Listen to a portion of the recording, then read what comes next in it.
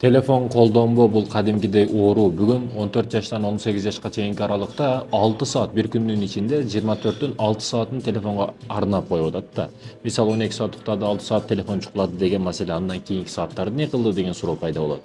Бул кадимкидей оору, урматтуу мекендешим.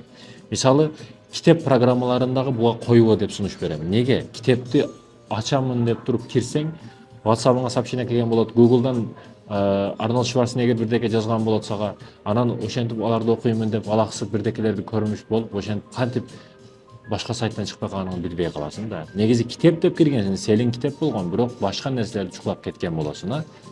Анан азгырылып кетиш өтө оңой болуп калды да бүгүн. Күнөөңдү прям алдыңа алып келе турган нерсе ошо телефон болуп калды бүгүн. Бардык маселеде. Ошондуктан өтө этият бол телефондон. Телефонго атайын убакыт бөл. Бул иштетпей кой деген маселе эмес. Эгер жумушуң, тиричүүлүгүң ушул аркылуу нантыла турган болсоң, пожалуйста, иштете бер. Бирок сенин жумушуң башка болуп туруп, сартан кечке телефондо бобогуп, бетасир, керексиз, пайдасыз нерселерди көрүп отурсаң, өмүрүң зыянда. Аллах берген өмүр ысырап болуп калбасын мекендешим.